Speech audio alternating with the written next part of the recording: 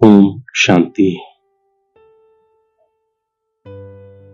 நான் இந்த சரீரம் என்ற கோவிலில் மூர்த்தியாக இரு புருவங்களுக்கு மத்தியில் ஒளி வீசிக் கொண்டிருக்கின்ற ஆத்மா. நான் என்னை அலங்காரம் செய்து கொள்வதற்காக இன்று பாப்தாதா கொடுத்த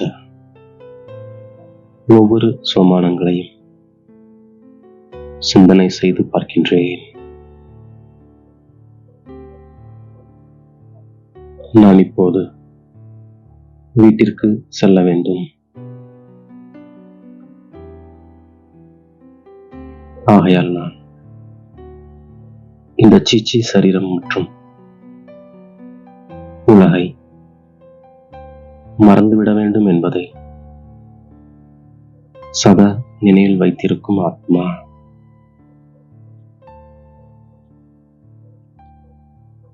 நான் ஃபரிஸ்தாவாகி என்னுடைய நாயகனோடு வீட்டிற்கு செல்கின்ற ஆத்மா.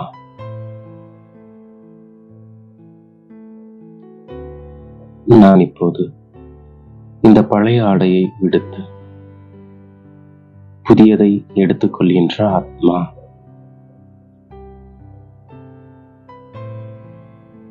நான் இந்த ஞானத்தை நாள் முழுவதும் புத்தியில் சுற்றிக்கொண்டே அளவற்ற குஷியில் இருக்கின்ற ஆத்மா.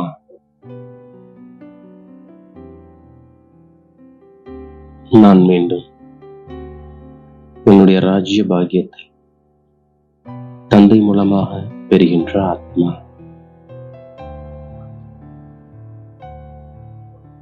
நான் அதீந்திரிய சுகத்தில் இருக்கின்ற ஆத்மா.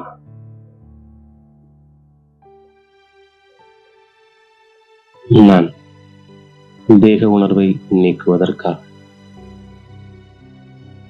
108 ஒட்டுப்போட்ட ஆடைகளை அணிந்து கொள்கின்ற ஆத்மா.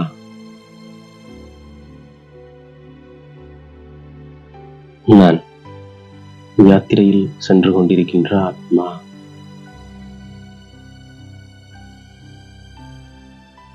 நான் என்னுடைய புத்தியின் தொடர்பை வீட்டின் பக்கம் வைத்திருக்கின்ற ஆத்மா. நான் இப்போது இந்த தேகம் மற்றும் தேகத்தின் அனைத்து சம்பந்தங்களையும் விடுத்து வீட்டிற்கு செல்கின்ற ஆத்மா.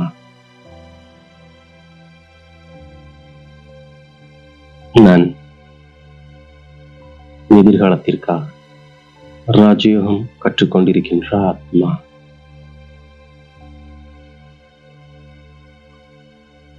நான் உயர்ந்ததிலும் உயர்ந்த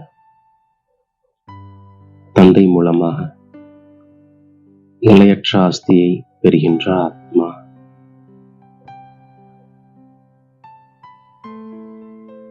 நான் ஆன்மீக சேவையில் ஈடுபட்டிருக்கின்ற ஆத்மா. நான் இல்லறத்தில் இருந்து கொண்டே பாடம் படிக்கின்ற ஆத்மா. நான் சத்தியுகத்தில் தேவி தேவதா தர்மத்தினராக இருந்த ஆத்மா.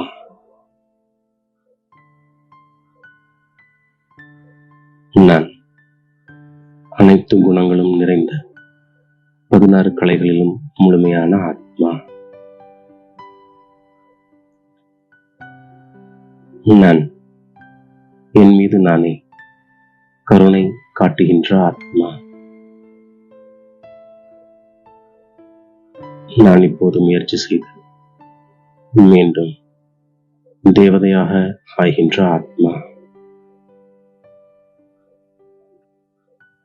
நான் சியாமில் இருந்து சுந்தராவதற்கு முயற்சி செய்கின்ற ஆத்மா. நான் விநியோக பலத்தின் மூலம் தந்தையின் ஸ்ரீமத் படி நமது ராஜ்யத்தை ஸ்தாபனை செய்து கொண்டிருக்கின்ற ஆத்மா.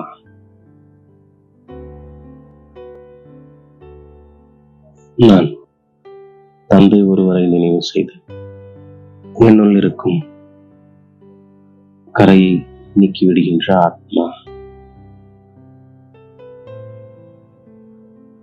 நான் நினைவு என்ற குளியல், ஞானம் என்ற குளியல் செய்கின்ற ஆத்மா.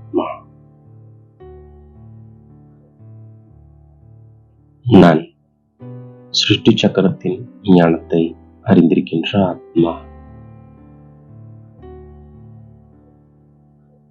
நான் ஞானம் என்ற மூன்றாவது கண்ணை பெற்றிருக்கின்ற ஆத்மா.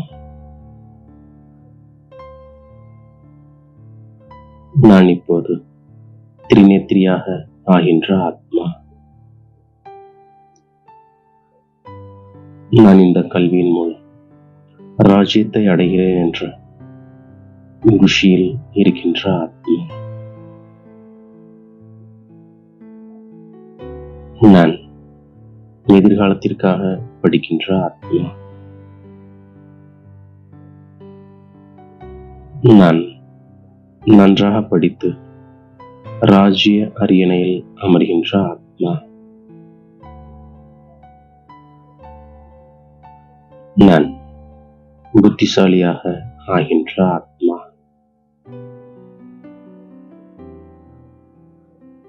நான் அதீந்திரிய சுகத்தை அனுபவம் செய்ய தேக உணர்வை துண்டிப்பதற்கான முயற்சியை செய்கின்ற ஆத்மா.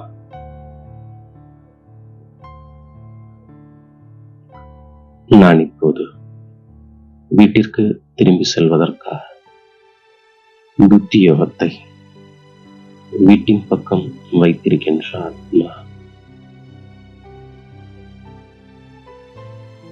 நான் இல்லறத்தில் இருந்து கொண்டே படிப்பை படிக்கின்ற ஆத்மா.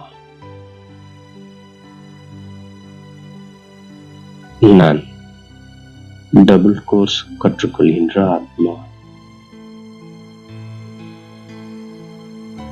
நான் ஞான குளியல் மற்றும் நினைவு யாத்திரை செய்து மற்றும் செய்விக்கின்ற ஆத்மா. நான் மென்மை தன்மையை அற்புதமாக மாற்றி மாயையை வென்றவராக ஆகக்கூடிய சக்தி ஸ்வரூப ஆத்மா.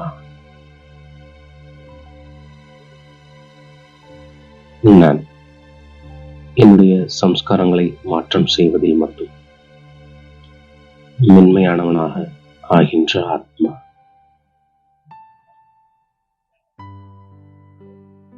நான் கர்மம் செய்வதில் சக்தி ரூபமாக ஆகின்ற ஆத்மா.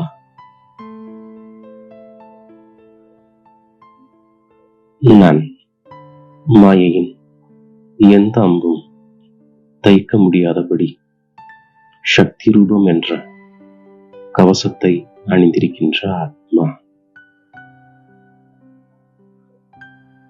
நான் மாயையை வென்றவராகி மதிப்புடன் தேர்ச்சி பெற்றவர் என்ற சான்றிதழை பெறுகின்ற ஆத்மா. நான் திரிகாலதரிசி என்ற ஆசனத்தில் அமர்ந்து ஒவ்வொரு கர்மமும் செய்கின்ற ஆத்மா.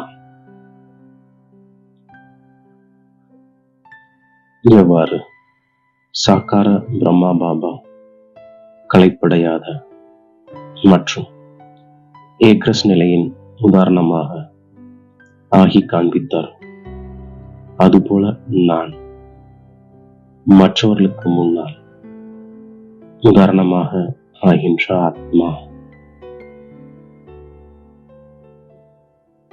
நான் சமயத்தின் அனுசாரம் ஸ்திதியை ஏக்ரஸாக ஆக்குகின்ற ஆத்மா.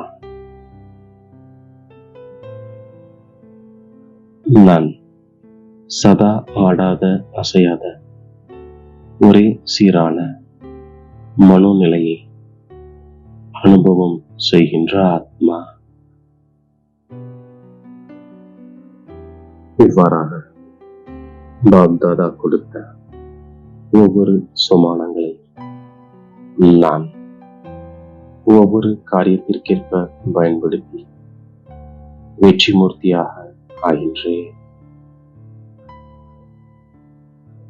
மேலும் தாயும் தந்தையும் ஆகிய பாப்தாதாவிற்கு என்னுடைய கோடான கோடி நன்றியை மனதார சமர்ப்பிக்கின்றேன். ஓம் சாந்தி.